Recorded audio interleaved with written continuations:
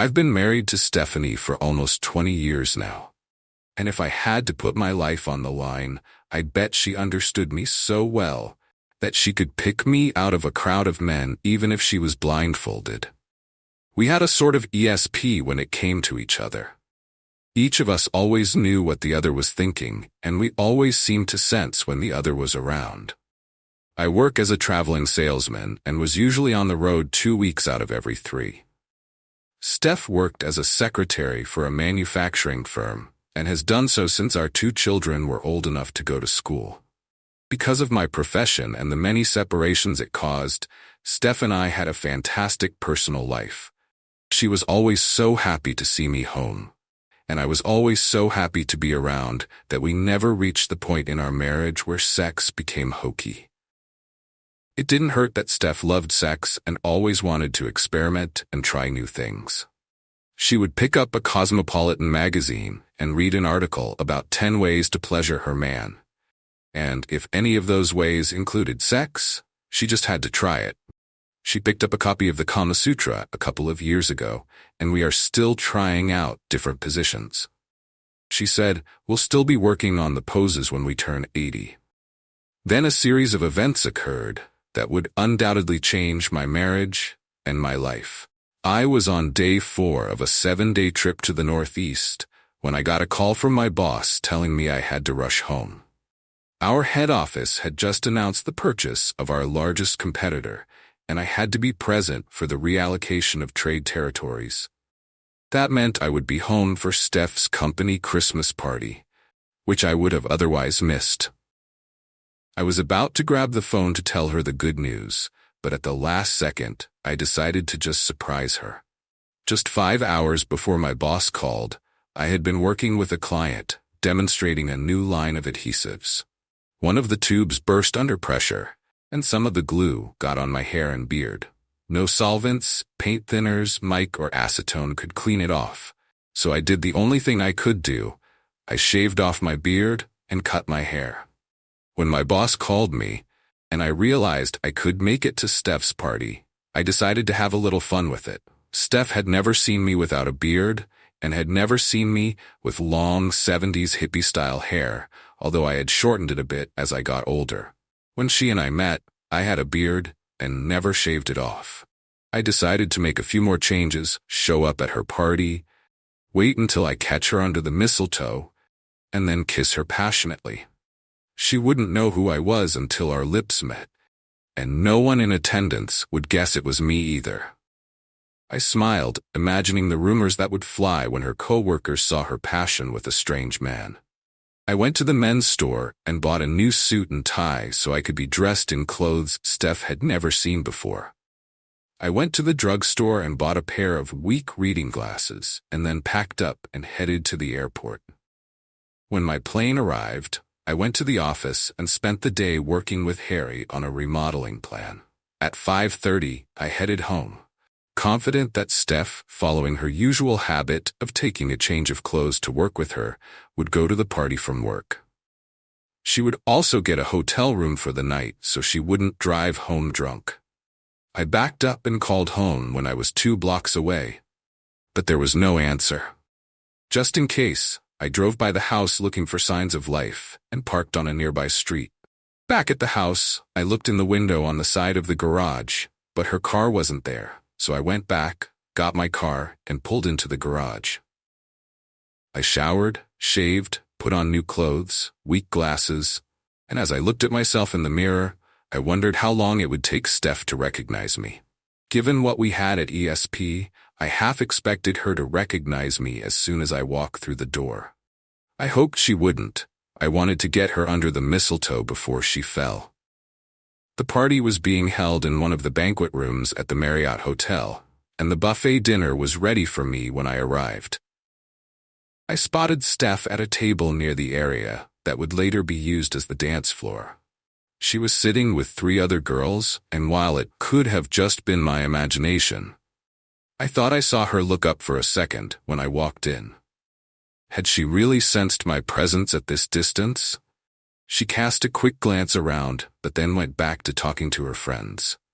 I noticed an empty table in the far corner, So I grabbed a drink from the open bar, walked over to it, and sat down.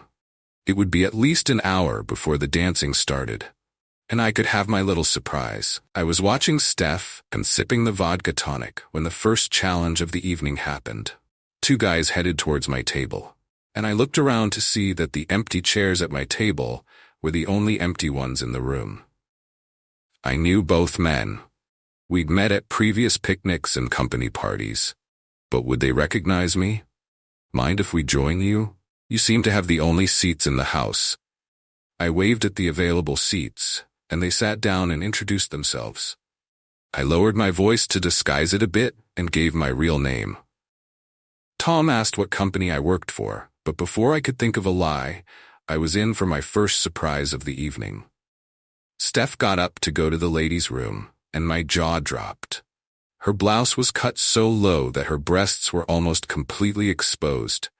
She was wearing the shortest skirt I had ever seen, and she was wearing CFM shoes with 5-inch heels. She looked like a street prostitute, scoping out clients. Larry noticed where I was looking.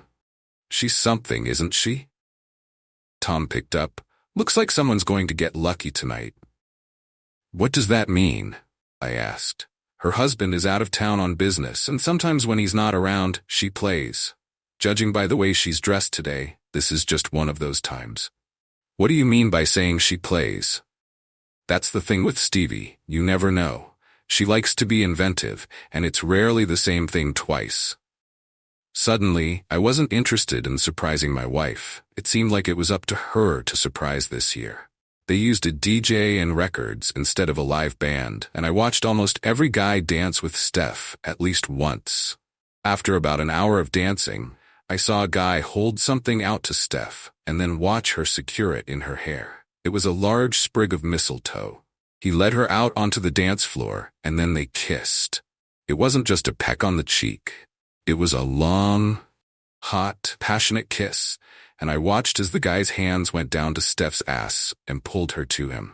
Then the guys started to cut in, and the kisses stayed hot and passionate, and there wasn't a part of Steph's body that wasn't being pawed. And Steph did nothing. Not a single move to fight them off. Tom and Larry got up to dance with her, and Tom was just about to dance with her when the DJ announced a short break, and Tom headed back to our table with Steph in tow. I braced myself for a confrontation, but when we were introduced, she only threw me a cheerful look and said, "Do I know you?" In a disguised voice, I replied that I hadn't. "That's odd. I feel like I know you." I just shrugged, stood up, and went to get another serving. When I got back to the table, Steph and Tom were kissing, and Larry ran his hand up her skirt. Tom and Steph broke the kiss when I sat down, and Steph turned to me and said, "Are you sure we've never met?" "Absolutely," I said. At that moment, the DJ played the music again, and Steph looked at me and said, "Are you going to ask me to dance?" "Sorry, I don't dance. I have bad knees." "Too bad," she said and leaned toward me. "I wouldn't want you to be the only one who didn't kiss me under the mistletoe." She kissed me, and her tongue penetrated my mouth. I waited a second and then returned the favor. Now she'll know, I thought. But when she pulled away, she only gave me a strange look, and then Larry pulled her back to the dance floor. For the next hour, I watched Steph do almost everything on the dance floor except actual sex. She kept glancing at me, and at any minute I expected a light bulb to go off in her head. As the party started to wind down, Steph left the dance floor and came over to my table. "We're going to move the party upstairs to room 921. You're invited." Knocked 3 times, and left. I was torn between going up to my room and going home to wait for her, but curiosity won out, and after a few cups of coffee at the hotel's 24-hour cafe, I headed to room 921. I knocked 3 times, and the door was opened by Larry. "Come in and get a room." The door closed behind me, and all my attention was on what was happening on the bed. The door closed behind me, and all my attention was on what was happening on the bed. Tom walked over to me. "I told you she was something, didn't I? If I was her old man, there's no way in hell I'd leave her alone." I just stood there and watched Steph having fun. Things started to quiet down, and the guys got dressed and started to leave. Steph looked back at me and noticed that I was still standing there fully dressed. She frowned and then made a gesture with her hand. "Come here, mystery man. I know you from somewhere, and I think I'd like to get to know you better." She rolled over onto her back, spread her legs and arms, and said, "Come on, honey." I just stood there looking at her for a few seconds and then shook my head and said in my usual voice, "No thanks, Pooh," my nickname for her. "I don't think so." I saw her recognize me, and then there was a startled expression on her face as I turned and left the room to go home and wait.